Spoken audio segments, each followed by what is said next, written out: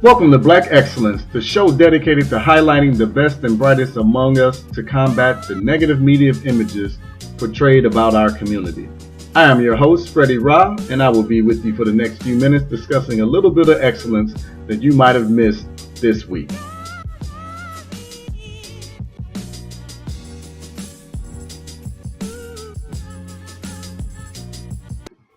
All right, I want to start the show today with bringing up a subject that I spoke on last episode that someone recommended that maybe I do a little bit more explanation and analysis on my choice of words. So during the last episode, I spoke about the so-called slaves in Africa, or the so-called slave dungeon. The question was, why am I using this term so-called? And it's really quite simple to me because I don't feel like our ancestors were slaves. I don't feel like their ancestors were masters. I feel like they were people, human beings that were stolen by some despicable individuals who caused some of the most ungodly destruction and terror that the earth has ever seen on another people, our ancestors, not the slaves. I feel like it's a disrespectful term, so I like to add so-called in front of it because when you're in the Western Hemisphere, this is the universal language that they use in order to portray our people. And I don't feel like being descendants of these individuals that we should use that type of language. I don't like to use that language, so I add the term quote-unquote so-called slaves because slaves weren't stolen from Africa or stolen from the Americas, depending on your view of world history.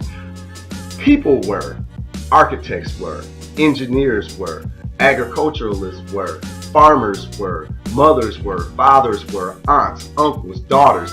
People were stolen, not slaves. I feel like we demean their name and their legacy and their heritage as people, as wonderful people, when we use their terms slave. So I like to add so-called slave when I'm speaking about this. Same with the so-called master. I don't like to use that word either. I call them what they are: rapists, killers, thieves, murderers. I understand it might make some people uncomfortable, but that's not really my concern. My concern is the truth. I'm not going to honor these individuals with labels of honor and dignity when they did some of the most horrific things the world has ever seen. It's just not how I'm cut. That's not how I'm built. Not how my father and my mother and father raised me. I was raised to respect our people, our heritage, and our history, and I just will never use that language, slave master and slave, without any proper connotation or discussion around it, because again, they were people. They were just like you and I. And no one is going, and I wouldn't appreciate if any of my descendants allowed anyone to disrespect our name and our people and who we are by demeaning us with terms like slave or thug, like they like to use in today's connotation and classifying us as thugs and the N-word and things of that nature. So no, the so-called slaves, because these are the people whose blood and DNA flow through our body to this very day and this very moment. So allowing disrespect on them is allowing disrespect on us, and it's just not something that I am interested in allowing or doing. So I use the term so-called. So that's the reason. All right, good people, let's get into our first story of the day. This one is centered around former NFL athlete Keyshawn Johnson, the 11-year All-Pro wide receiver, played for various teams in the NFL. Kind of rubbed some elbows the wrong way over his career. However, he is joining the side of Team Parenting Done Right. His son, this may be a story that you might have missed, but his son attends a university in Nebraska. He's playing football down there, following in his father's footsteps. But it was recently discovered that some marijuana, some weed, was found in his dorm room. So Keyshawn Johnson, without hesitation, decided to pull his son right out of the school, snatch him up for 6 months, as he said, and it's time for him to do some hard maturing.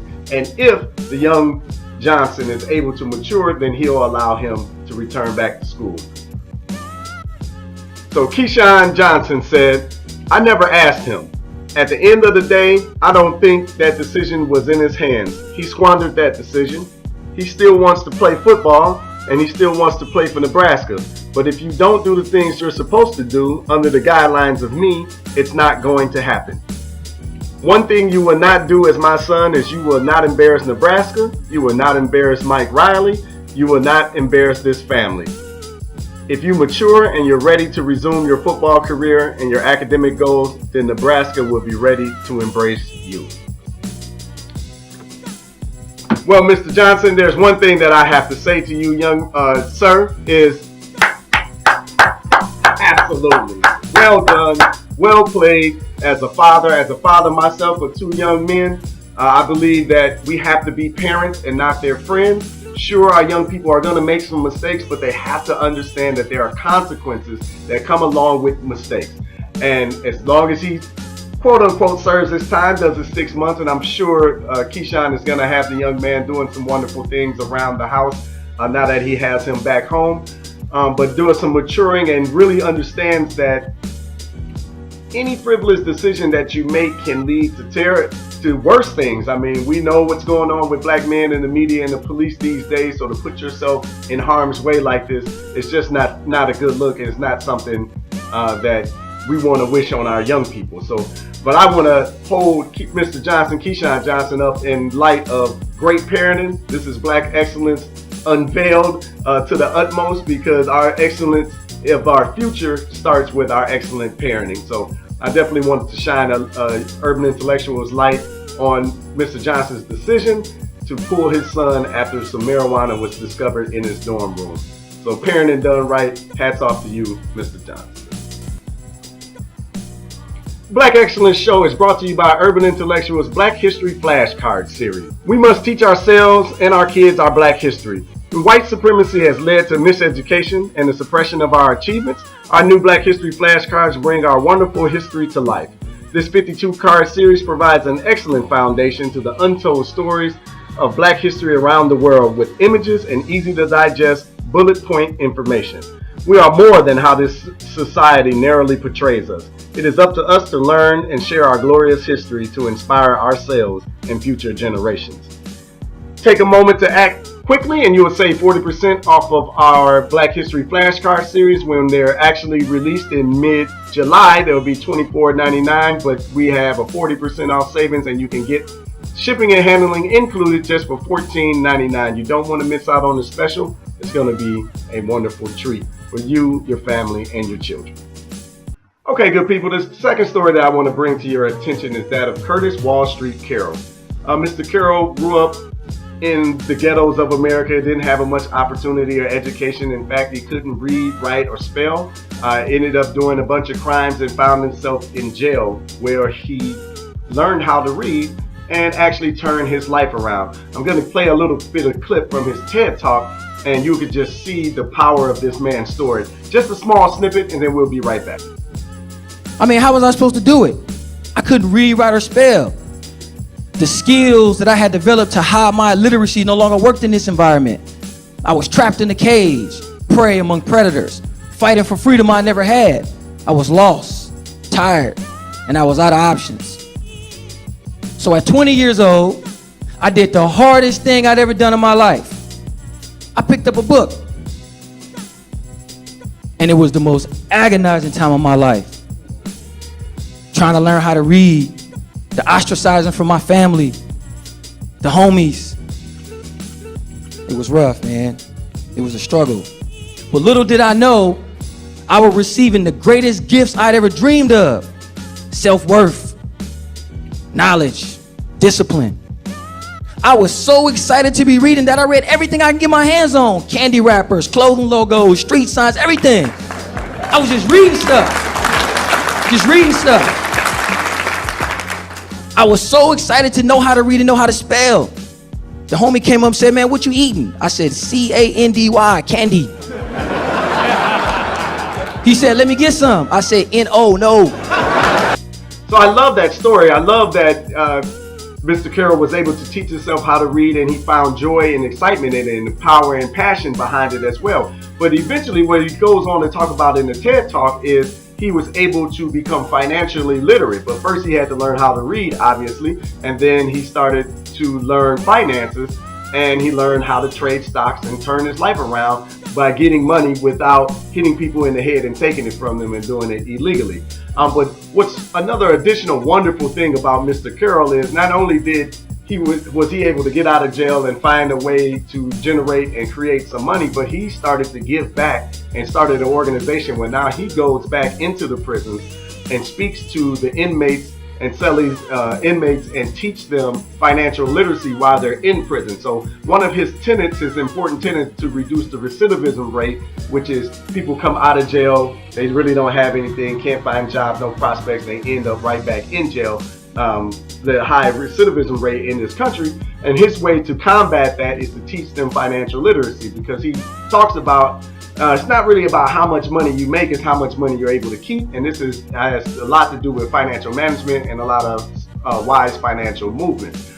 In addition, he teaches them the stock market and how to invest and grow money over the long term. So he basically gives them a sound financial literacy understanding while they're in prison.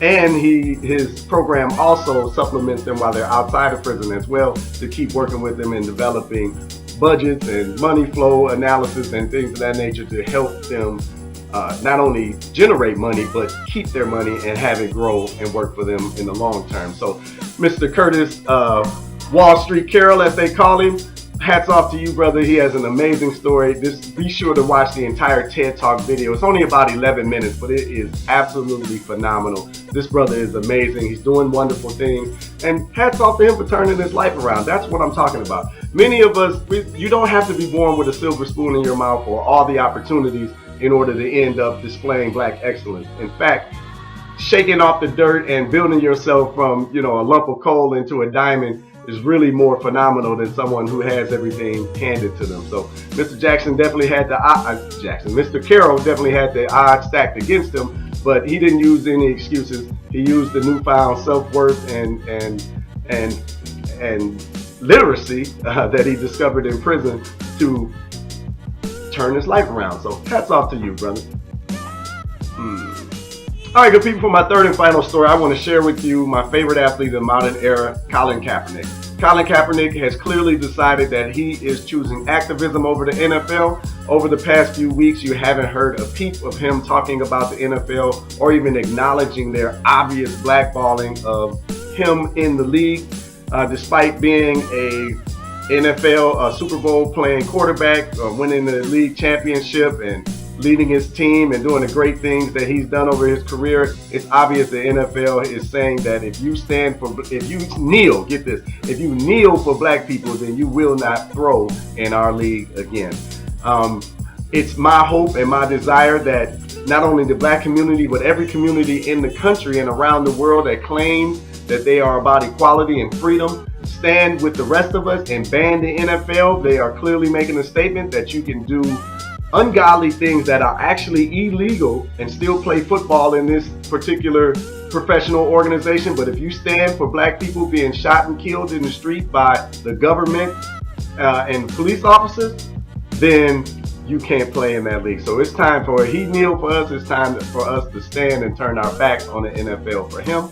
But the point of this story is Kaepernick isn't getting marred down in the discussion and the vitriol and all of the negative implications that are falling out around his actions. He is staying focused on activism and making a difference in this country and the world. The brother is still putting on his Know Your Rights campaigns around the country. He's still donating millions of dollars around the world. I know specifically he just sent a cargo plane to Somalia, which is a place that is going through an unspeakable famine right now. That's not catching the news attention. I wonder why. You know what color the Somalians are, right? So he's donating $1 million to that organization and is doing various other things, but he's keeping his eye on the prize and clearly is unbothered with the treatment that he's receiving from the NFL. Personally, I don't really care if at some point some team decides to pick him up. I hope they do, because I love this brother and I want him to continue to earn money, because he's clearly investing that money back into our community.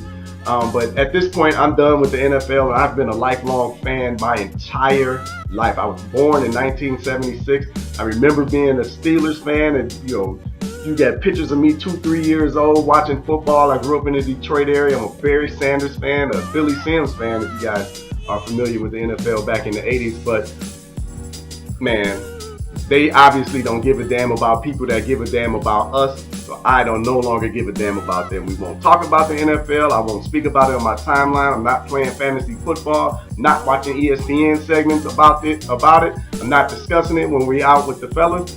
I am done with the NFL. In fact, let me bring up one other thing, because I may end up cutting off professional sports altogether. But there's a book called $40 Million Slaves, written by, I believe it's William Rhodes. I'll put the picture up.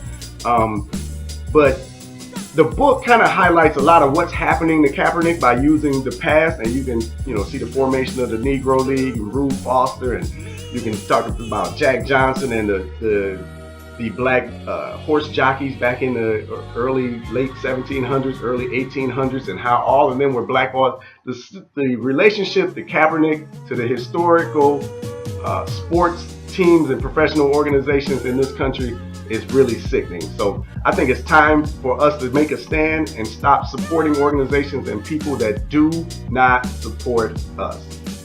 So with that, I wanted to vent that for 1 second, but I also want to make sure I continue to shine the light on this brother Colin Kaepernick for his bravery, his willingness to put himself in front of the financial bullets. Because if you think about it, this brother is losing tens of millions of dollars, deciding to take a knee and fight for activism around black people staying alive and not being shot and killed unjustly.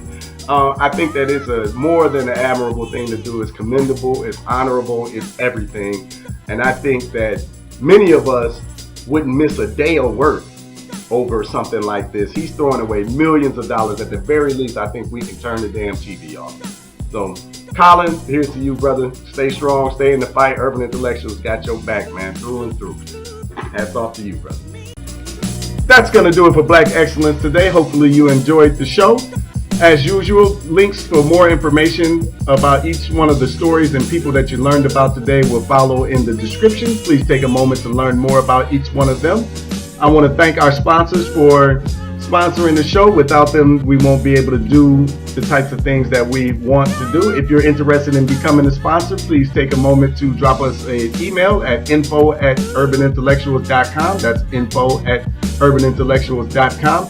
I'm your host, Freddie Ra, wishing you the best and reminding you that we are more than the media portrays us to be. We are excellence. We are Black excellence. Peace and blessings. Good people.